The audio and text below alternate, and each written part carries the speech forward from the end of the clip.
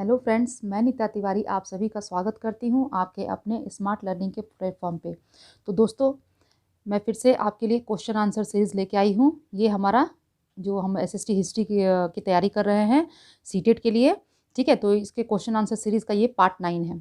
तो आइए हम अपना जो क्वेश्चन है उसको देखते हैं। हमारा पहला जो क्वेश्चन है वो क्या है, ठीक है।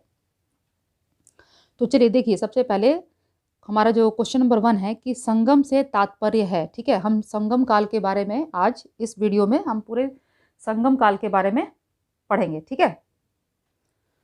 तो देखिए, संगम से तात्पर्य है ए दक्षिण भारत का राजवंश, बी हिंदू धर्म ग्रंथ जिसकी रचना तमिल भाषा में हुई, सी तमिल भाषा के विद्वानों की सभाएं, और डी दक्षिण भारत का प्राचीन नाम।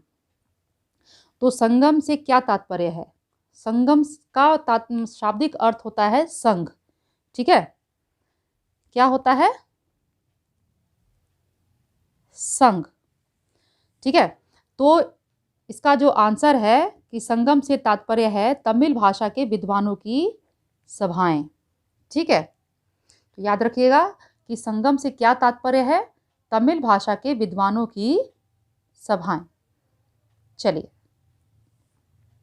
क्वेश्चन नंबर 2 देखिए, प्राचीन परंपराओं के अनुसार आयोजित संगम तमिल विद्वानों की जो सभाएं थी उनकी संख्या कितनी थी? की संख्या है, ठीक है, कितनी?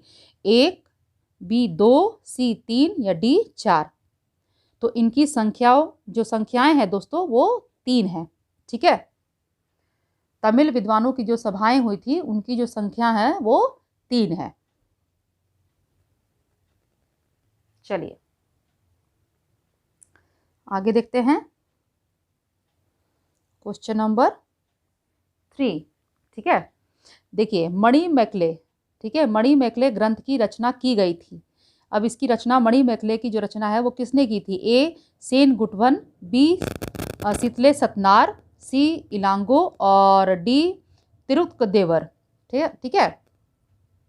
तो मणिमेकले ग्रंथ जो है उसकी रचना सतनार ने की थी, ठीक है।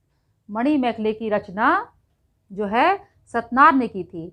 और मणिमेकले क्या है? यह जो है ये तमिल साहित्य का दूसरा बहुत ही महत्वपूर्ण महाकाव्य है, ठीक है, जो कि एक बनिया था, ठीक है, मदुरा का बनिया था सतनार, उसके द्वारा लिखा गया, ठीक है। और इसमें क्या है? इसमें उसने क्या लिखा है? इसमें उसने कोवलन, ठीक है, कोवलन तथा माधवी के संगम से उत्पन्न जो कन्या हुई थी, कोवलन और माधवी के संगम से जो कन्या उत्पन्न हुई थी जिसका नाम मणिमेकले था या मणिमेकलई था, उसके साहसिक जीवन का उसने वर्णन उसमें किया है, ठीक है।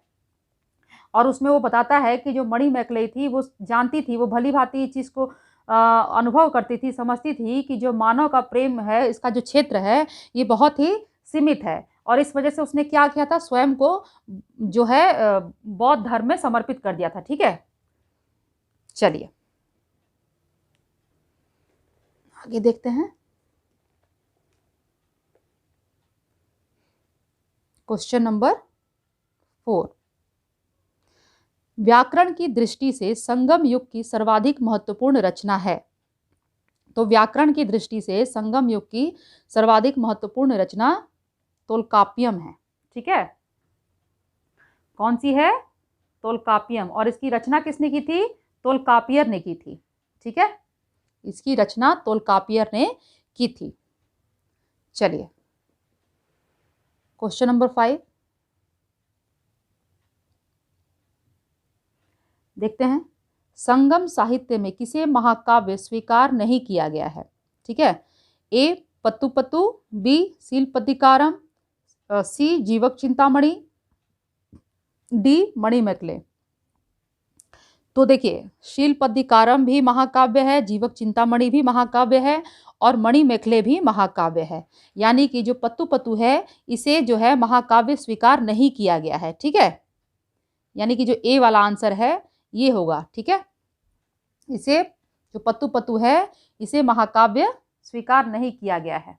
इसमें 10 गीत हैं, ठीक है, 10 गीत हैं, अलग अलग राइटर का लिखा हुआ है, इसमें 10 गीत हैं, ठीक। चलिए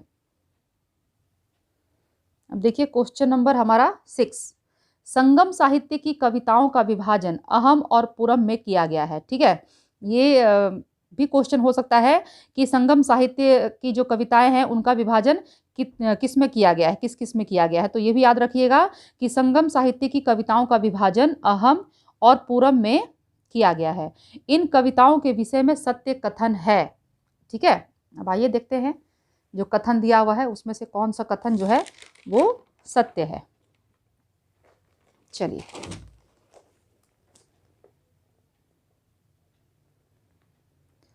देखिए, अब देखिए, ए है पूरम कविताओं का संबंध प्रेम व अहम कविताओं का संबंध युद्ध से है। बी है कि पूरम कविताओं का संबंध युद्ध व अहम कविताओं का संबंध राजनीति से है। सी ऑप्शन है कि पूरम कविताओं का संबंध राजनीति व अहम कविताओं का संबंध युद्ध से है। और डी है हमारा ऑप्शन डी। देखिए कि पूरम कविताओं का संबंध युद्ध व अहम कविताओं का संबंध प्रेम से है। ठीक है, तो अब जो है इसका जो करेक्ट ऑप्शन है वो है डी। ठीक है, कि पूरम जो कविताएं हैं उनका संबंध किससे है, अहम युद्ध से, और जो अहम कविताएं हैं उनका संबंध है प्रेम से। ठीक है, तो इसका आंसर होगा डी, ये सत्य कथन है। ठीक है, बाकी सब सत्य नहीं है। ठीक है, करेक्ट नहीं है, सिर्फ डी वाला जो ऑप्शन है वही करेक्ट है। ठीक है, चलिए क्वेश्चन नंबर 7, संगम साहित्य के विकास में कौन सा कथन सत्य नहीं है। ठीक है, संगम साहित्य के विकास में कौन सा कथन सत्य नहीं है। आइए ऑप्शन देखते हैं। ए, संगम का मुख्य कार्य प्रमुख कवियों, विचारकों एवं विद्वानों को एक मंच पर लाना था। ठीक है।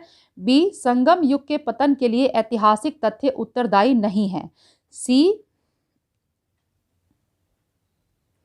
संगम युग के आदि एवं अंत के विषय में निश्चय पूर्वक कुछ भी कहना कठिन है। और हमारा लास्ट ऑप्शन है, तमिल प्रदेश में विद्वानों द्वारा संगम शब्द को लोकप्रिय बनाया गया। पांड्य वंश की राजधानी मदुरई इसका प्रमुख केंद्र था। ठीक है, तो इसमें हमारा जो क्वेश्चन है वो क्वेश्चन क्या है कि संगम साहित्य के विकास में कौन सा कथन सत्य नहीं है। ठीक है, तो इसमें जो हमारा सी वाला ऑप्शन है, ठीक है, बाकी सब सत्य है। जो ए है, बी है और डी है वो सभी करेक्ट है, लेकिन जो सी वाला है वो करेक्ट नहीं है। तो ये हमारा जो सही आंसर होगा वो सी होगा। ठीक है, कि संगम युग के आदि एवं अंत के विषय में निश्चय पूर्वक कुछ भी कहना कठिन है। ठीक है, ये करेक्ट नहीं है। ठीक है, ये सत्य नहीं है, इसीलिए हमारा जो आंसर होगा वो सी होगा। ठीक, चलिए क्वेश्चन नंबर 8,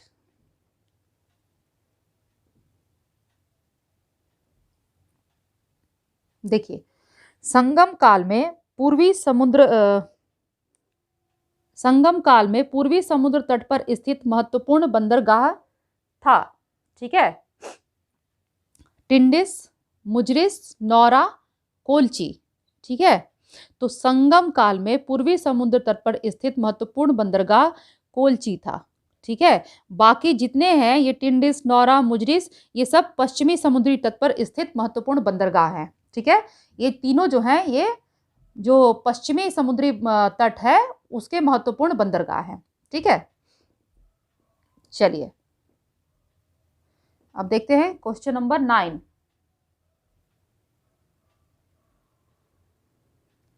देखिए, संगमकालीन राजनीतिक व्यवस्था से संबंधित कौन सा कथन सत्य नहीं है। ठीक है, क्वेश्चन को पहले अच्छे से समझ लीजिए। संगमकालीन राजनीतिक व्यवस्था से संबंधित कौन सा कथन सत्य नहीं है। ठीक है, पहला है ए हमारा है कि राजा राजदूतों की नियुक्ति करता था। यह दूत किसी राज्य विशेष में स्थायी रूप से नहीं रहते थे। ठीक है, दूसरा हमारा ऑप्शन है कि राजदूत किसी विशेष कार्य एवं मध्यस्थता के लिए नियुक्त होते थे। ठीक है, सी देखिए, गुप्तचर नियुक्त किए जाते थे जिनकी संख्या विशाल होती थी और वह राजा के आंख व कान का कार्य करते थे। ठीक है, अब हमारा देखते हैं लास्ट कौन सा है, ऑप्शन। चलिए, डी है हमारा, गुप्तचर मंत्रियों, वरिष्ठ अधिकारियों व राजवंश के लोगों पर निगरानी नहीं रख सकते थे। ठीक है, तो इसमें हमको कौन सा कथन सत्य नहीं है ये बताना है। ठीक है, तो इसमें जो फ्रेंड्स जो सबसे लास्ट वाला जो हमारा ऑप्शन है डी वाला, यही सत्य नहीं है। ठीक है, इसका मतलब कि जो हमारा करेक्ट आंसर होगा वो डी होगा। ठीक है, चलिए प्रश्न संख्या 10। देखिए, द्वितीय संगम का आयोजन कहाँ हुआ था और इसकी अध्यक्षता किसने की थी। ठीक है, चलिए अब देखते हैं। ए, आयोजित स्थल मदुरा, संगम के अध्यक्ष ऋषि अगस्त। बी ऑप्शन है, आयोजित स्थल कपाटपुरम, संगम के अध्यक्ष नक्कीदार। ठीक है, और सी है, आयोजित स्थल कपाटपुरम, संगम के अध्यक्ष कौन थे, तोलकापियर। और एक सेकंड, दिख नहीं रहा क्या। और लास्ट है, आयोजित स्थल मदुरा और अध्यक्ष नक्कीदार। ठीक है, तो जो द्वितीय संगम था इसका आयोजन कहाँ हुआ था और इसकी अध्यक्षता किसने की थी। तो द्वितीय संगम जो है फ्रेंड्स वो कपाटपुरम में हुआ था और इसकी अध्यक्षता तोलकापियर ने की थी। ठीक है, तो हमारा करेक्ट आंसर होगा सी। ठीक है, याद रखिएगा कि जो द्वितीय संगम है इसका आयोजन कहाँ हुआ था, कपाटपुरम में, और इसके जो अध्यक्ष थे वो थे तोलकापियर। ठीक है,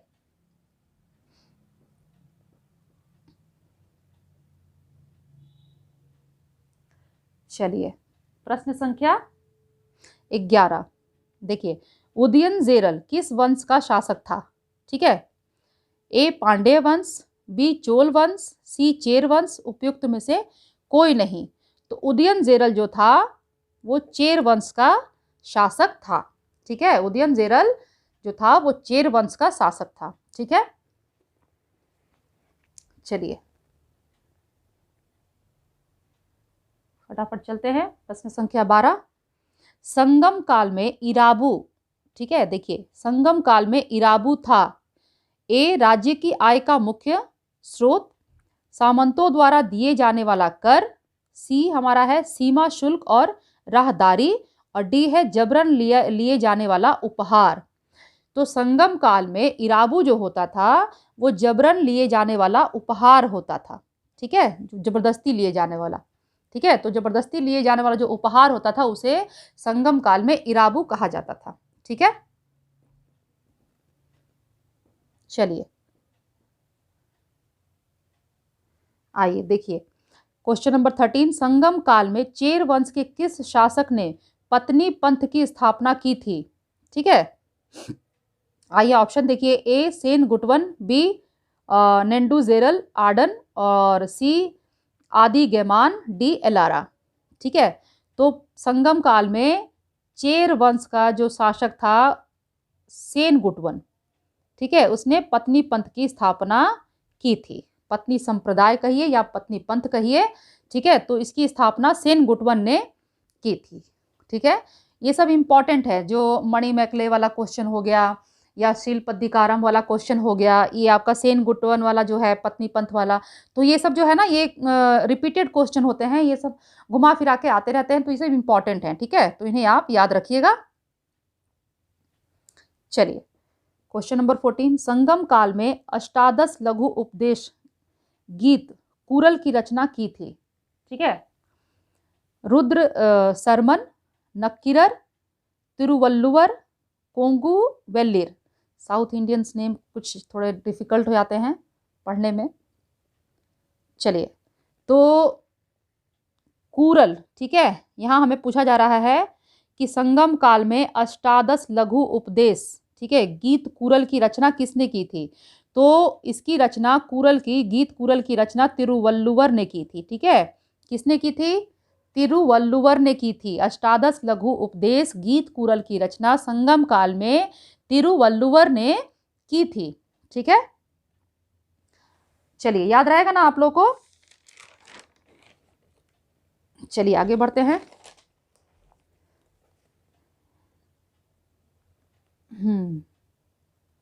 अब देखिए, संगम काल में आयोजित तृतीय संगम, ठीक है, की अध्यक्षता की थी कोंगुवेलिर, पुहाल-लेंदी, तोल्कापियर या नक्किरर। तो संगम काल में जो तृतीय संगम हुई थी उसकी अध्यक्षता की थी नक्किरर ने, ठीक है। किसने की थी? नक्किरर ने की थी, ठीक है। चलिए अब देखिए, संगम साहित्य का मुख्य विषय, ठीक है, श्रृंगार तथा वीर गाथा है। ये भी याद रखिएगा, ऐसे भी क्वेश्चन आ सकता है, ठीक है। इसी क्वेश्चन से भी एक क्वेश्चन आपका रेडी हो सकता है।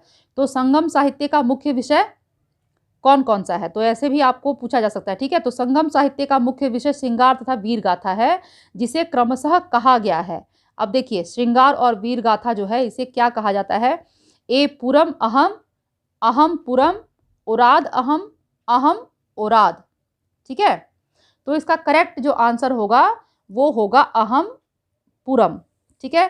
अहम जो श्रृंगार से जो रिलेटेड है, ठीक है, जो प्रेम से रिलेटेड है, श्रृंगार से रिलेटेड है, उसे अहम कहा जाता है, और जो युद्ध से, वीर गाथा से रिलेटेड है उसे पूरम कहा जाता है, ठीक है। चलिए अब देखिए, यहां देखिए क्वेश्चन नंबर 17, संगम साहित्य की प्रसिद्ध कृति शिल्पधिकारम की रचना की थी। अभी मैंने कहा था ना ये सब इंपॉर्टेंट है। तो संगम साहित्य की जो प्रसिद्ध कृति शिल्पधिकारम है, इसकी रचना इलांगो अडिगल ने की थी। मैंने सारे ऑप्शन तो पढ़े ही नहीं, कोई बात नहीं। चलिए, तो इसकी जो रचना है ये इलांगो अडिगल ने की थी, ठीक है, याद रखिएगा, इसकी रचना इलांगो अडिगल ने की थी। ये आपके क्लास 6 जो है एनसीईआरटी की, जो क्लास 6 की जो बुक है उसमें भी ये सारी चीजें दी हुई हैं, ठीक है। चलिए, क्लास 6 या 7th में ही है। चलिए आगे बढ़ते हैं। क्वेश्चन नंबर 18, ठीक है, संगम काल में करई था, संगम काल में करई था एक प्रकार का भूकर, सीमा शुल्क, एक प्रदेश, राजा का न्यायालय। तो संगम काल में करई क्या था, बताइए। संगम काल में करई एक प्रकार का भूकर था, या सीमा शुल्क था, या कोई प्रदेश था, या राजा का न्यायालय था। तो फ्रेंड्स, संगम काल में जो करई था वो एक प्रकार का टैक्स था, लैंड पे लगने वाला टैक्स था, भूकर था, ठीक है। करई क्या था? भूकर, एक प्रकार का भूकर। चलिए प्रश्न संख्या 19 पे चलते हैं, फटाफट देख लेते हैं। संगम काल में राजा को अदा किए जाने वाले कर को कहा जाता था, ठीक है। संगम काल में राजा को अदा किए जाने वाले कर को कहा जाता था वैली, करय, पांडु, सुगम, ठीक है। तो फ्रेंड्स, संगम काल में राजा को जो कर अदा किया जाता था उसे पांडु कहा जाता था। क्या कहा जाता था? पांडु, ठीक है। चलिए जल्दी जल्दी चलते हैं, आगे बढ़ते हैं। संगम काल में अनेक वस्तुओं का निर्यात किया जाता था। इन वस्तुओं में अरागरिटिक प्रमुख थी, यह वस्तु थी, ठीक है। अब देखिए, ये भी बहुत इंपॉर्टेंट है। संगम काल में आप सभी ने पढ़ा भी होगा, आप लोग तैयारी कर रहे हैं तो आपने जरूर पढ़ा होगा, है ना, कि संगम काल में अनेक वस्तुओं का निर्यात किया जाता था, और इन वस्तुओं में अरागरिटिक जो थी वो बहुत प्रमुख थी। तो यह वस्तु थी, ये कौन सी वस्तु थी, ठीक है, जो बहुत ही इंपॉर्टेंट थी, ठीक है, प्रमुख वस्तु थी। तो ये क्या थी? एक प्रकार की शराब, एक प्रकार का कीमती पत्थर, एक प्रकार की मलमल, या एक प्रकार का मोती। तो फ्रेंड्स, अरागरिटिक जो था वो एक प्रकार का मलमल था, ठीक है। अरागरिटिक क्या था? एक प्रकार का मलमल था, यानी हमारा करेक्ट ऑप्शन क्या है? सी, ठीक है, एक प्रकार का मलमल, ठीक है। चलिए चलते हैं आगे, 21वें प्रश्न को देख लेते हैं। चलिए देखिए, यहाँ है पेरिप्लस ऑफ द एरिथियन सी में भारत के प्रमुख बंदरगाहों का उल्लेख मिलता है, ठीक है। अब देखिए कौन कौन से, कांगागोटा, पोराकड़, कावेरीपत्तनम, उपयुक्त सभी। तो फ्रेंड्स, पेरिप्लस ऑफ द एरिथियन सी में इन तीनों ही जो बंदरगाह हैं इनका उल्लेख हमें प्राप्त होता है, ठीक है। इन तीनों का जो है हमें उल्लेख प्राप्त होता है पेरिप्लस ऑफ द एरिथियन सी में। ठीक है, चलिए देख लेते हैं क्वेश्चन नंबर 22। ठीक है, क्या है? संगम काल में किस उद्योग में लगे लोगों को पुलय, ठीक है, पुलय कहा जाता था? अब देखिए, वस्त्र उद्योग, चमड़ा उद्योग, कास्ट उद्योग या मसाला उद्योग। ठीक है, मतलब कि कौन से उद्योग में लगे हुए लोगों को पुलय कहा जाता था, ये यहाँ पर क्वेश्चन है। आप समझ गए होंगे। जो लोग वस्त्र उद्योग करते थे उन्हें पुलय कहा जाता था, जो चमड़ा उद्योग करते थे उन्हें पुलय कहा जाता था, या कास्ट उद्योग जो करते थे उन्हें पुलय कहा जाता था, या जो मसाला उद्योग करते थे उन्हें पुलय कहा जाता था। तो इसमें से करेक्ट आंसर कौन सा होगा? तो फ्रेंड्स, इसका करेक्ट आंसर है चमड़ा उद्योग। जो भी लोग चमड़ा उद्योग करते थे, ठीक है, जो भी लोग चमड़ा उद्योग करते थे उन्हें संगम काल में जो भी लोग चमड़ा उद्योग में लगे हुए थे उन लोगों को पुलय कहा जाता था। ठीक है, तो हमारा करेक्ट आंसर है बी। ठीक, चलिए अब आगे बढ़ते हैं क्वेश्चन नंबर 23। ठीक है, देखिए, संगम काल में किन वस्तुओं का निर्यात किया जाता था?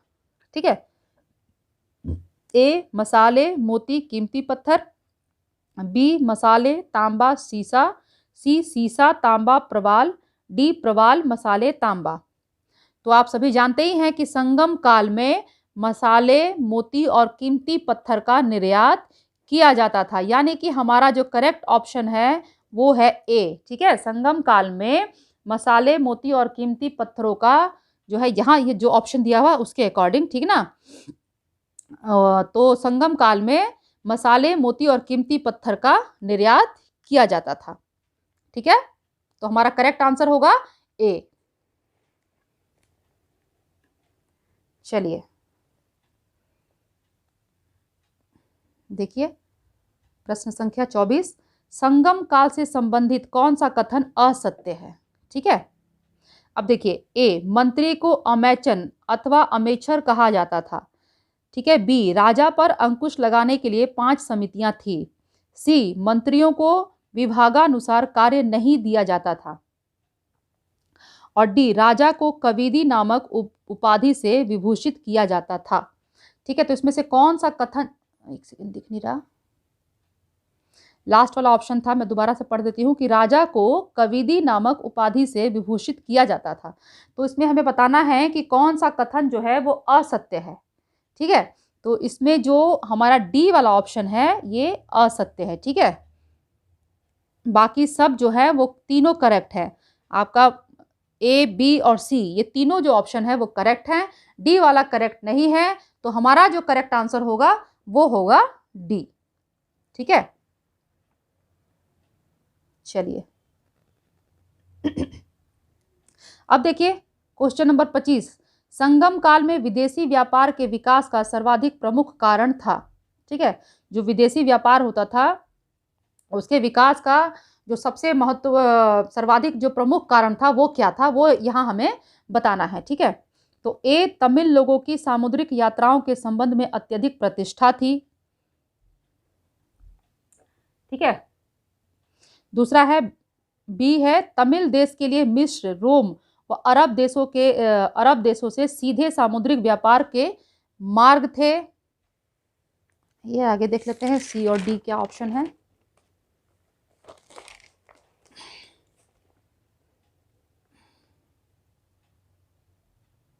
हाँ, देखिए सी है कि बहुत सी वस्तुओं की आवश्यकता से अधिक पैदावार थी जिनकी विदेशों में अत्यधिक मांग थी, और डी है क्योंकि यवनों ने दक्षिण भारत में अपने उपनिवेश स्थापित कर लिए थे। ठीक है, तो विदेशी व्यापार का जो बढ़ने का जो प्रमुख जो कारण था उसका जो इसमें से सही आंसर होगा वो सी होगा। ठीक है, कि बहुत सी वस्तुएं जो थी उनकी आवश्यकता से अधिक पैदावार होती थी और उनकी डिमांड विदेशों में बहुत ज़्यादा थी।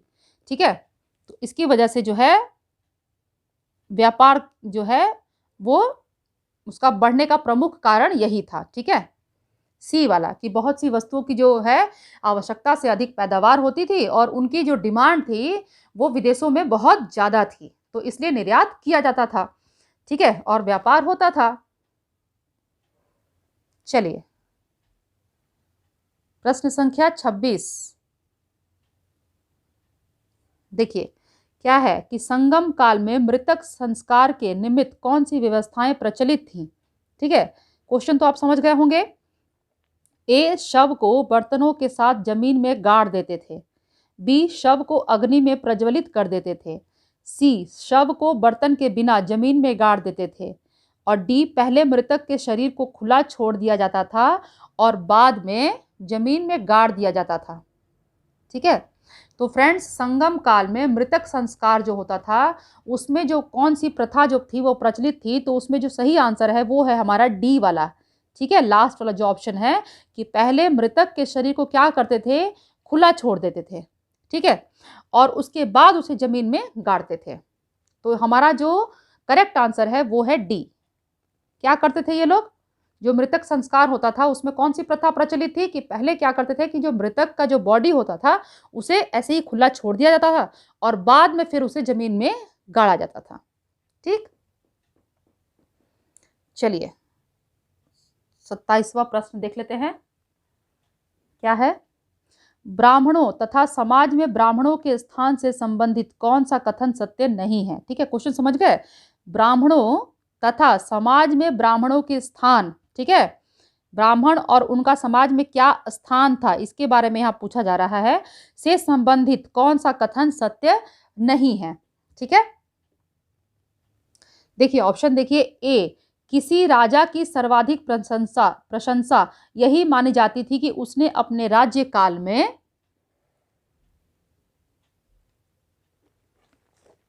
ब्राह्मणों को किसी प्रकार का कष्ट न पहुंचाया हो। ठीक है, दूसरा है ब्राह्मण पूर्णतः शाकाहारी थे तथा मद्यपान नहीं करते थे। तीसरा है राजा अपने नित्य कार्य के लिए ब्राह्मणों पर निर्भर रहते थे। और हमारा लास्ट ऑप्शन है ब्राह्मण वेदों से अच्छी प्रकार से परिचित थे तथा वह अपने धार्मिक क्रियाएं नित्य प्रति करते थे। ठीक है, तो हमारा क्वेश्चन क्या था कि कौन सा कथन सत्य नहीं है ना, ब्राह्मणों तथा समाज में ब्राह्मणों का जो स्थान है मतलब था, ठीक है, तो उससे संबंधित कौन सा कथन यहाँ पर सत्य नहीं है। ठीक है, तो देखिए पहला वाला जो ऑप्शन था कि किसी राजा की सर्वाधिक प्रशंसा जो है यही मानी जाती थी कि उसने अपने राज्य काल में किसी भी ब्राह्मण को जो है किसी प्रकार का कष्ट न पहुंचाया हो। ठीक है, तो ये बात जो है ये सही है, ये करेक्ट है। ठीक है, उसके बाद देखिए बी वाला है कि ब्राह्मण पूर्णतः शाकाहारी थे तथा मद्यपान नहीं करते थे। ठीक है, ये बी हो गया। अब सी वाला इसको हम बाद में देखते हैं। सी वाला देख लेते हैं पहले कि राजा अपने नित्य कार्य के लिए ब्राह्मणों पर निर्भर रहते थे, ये भी करेक्ट है। ठीक है,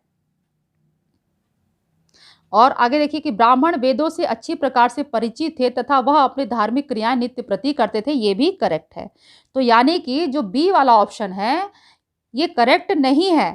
ठीक है, कि ब्राह्मण जो थे वो पूर्णतः शाकाहारी थे, ये सही नहीं है। ठीक है, वो पूर्णतः शाकाहारी नहीं थे, वो मांसाहारी भी थे। ठीक है, वो सब चीज मतलब शाकाहारी भी थे और मांसाहारी भी थे, वो मद्यपान भी करते थे। ठीक है, तो इसका मतलब कि जो ये वाला जो ऑप्शन है, ये जो बी वाला है ये हमारा करेक्ट आंसर होगा। ठीक है, बी वाला, क्योंकि ये जो है कथन सत्य नहीं है। ठीक, तो याद रखिएगा, इसमें आप कंफ्यूज मत हो जाइए कि ब्राह्मण है तो पूर्णतः शाकाहारी ही होगा। ठीक है, ये चीजें तो धीरे धीरे चेंज हुई ना। चलिए अब देखिए प्रश्न संख्या 28। एक विशेष समारोह में इनाडी की उपाधि प्रदान की जाती थी। ठीक है, इनाडी की उपाधि प्रदान की जाती थी ए, श्रेष्ठ गद्य लेखकों को, बी, श्रेष्ठ पद लेखकों को, सी, श्रेष्ठ नाट्य लेखकों को, या डी, फौज के कप्तानों को। तो फ्रेंड्स, इनाडी की जो उपाधि थी वो फौज के कप्तानों को प्रदान की जाती थी। ठीक है, इनाडी की उपाधि फौज के कप्तानों को प्रदान की जाती थी। ठीक है, चलिए 29वां प्रश्न, संगम काल के विषय में कौन सा कथन असत्य है? ठीक है, संगम काल के विषय में कौन सा कथन असत्य है? आइए ऑप्शन देख लेते हैं कौन कौन से हैं।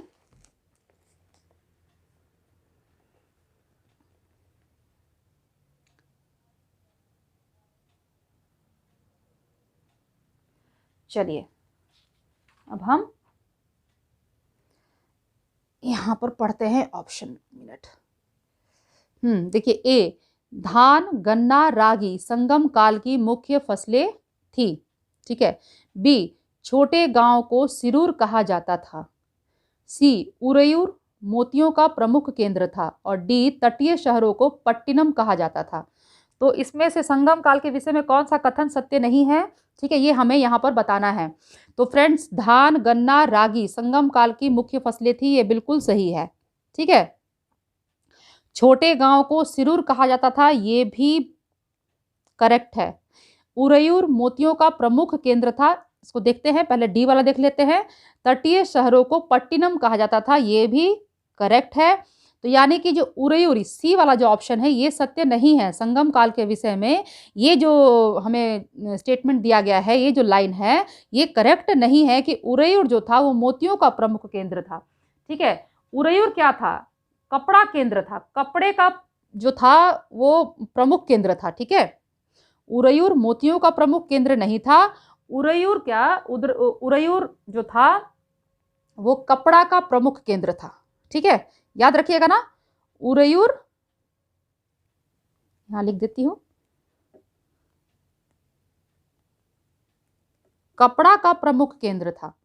ठीक है, मोतियों का नहीं। तो जो हमारा करेक्ट आंसर होगा वो होगा सी।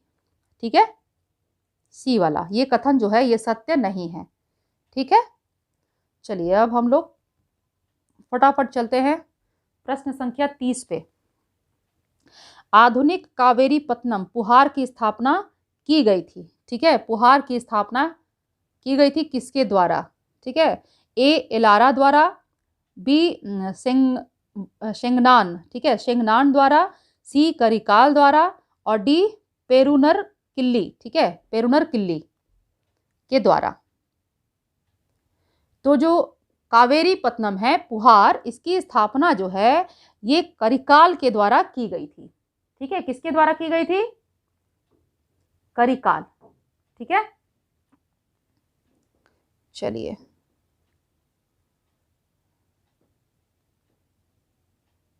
चलिए चलिए फटाफट आगे बढ़ते हैं। Question number 31। ठीक है, संगम काल में किस प्रकार के गांव को मुडुर कहा जाता था? ठीक है, संगम काल में किस प्रकार के गांव को मुडुर कहा जाता था? ए, बड़े गांव को, बी, आधुनिक गांव को, सी, छोटे गांव को, या डी, पुराने गांव को। ठीक है, तो अभी तो हमने ऊपर एक जो पढ़ा उसमें हमने एक पढ़ा था ना कि छोटे गांव को क्या कहा जाता था? सिरूर कहा जाता था, है ना। छोटे गांव को सिरूर कहा जाता था। ठीक है, तो यहाँ जो हमारा करेक्ट आंसर है कि संगम काल में किस प्रकार के गांव को मुडुर कहा जाता था? पुराने गांव को। ठीक है, तो हमारा करेक्ट आंसर है डी, पुराने गांव को मुडुर कहा जाता था।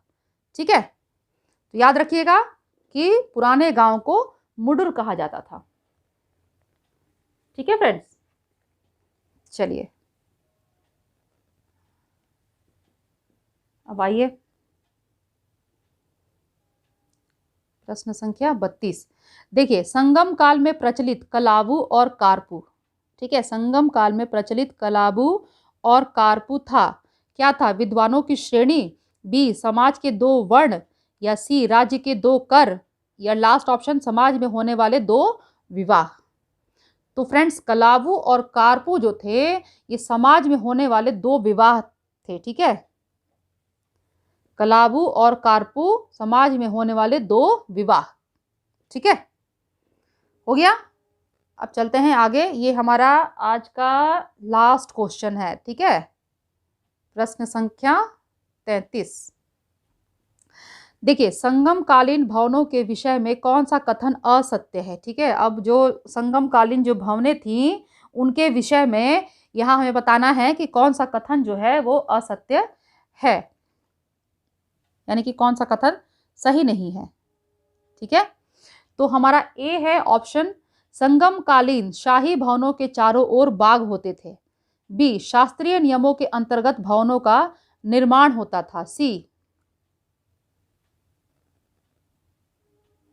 संपन्न व्यापारी ऊपरी मंजिल में रहते थे तथा नीचे की मंजिल का प्रयोग व्यापारिक कार्यों के लिए किया जाता था। ठीक है, और लास्ट है हमारा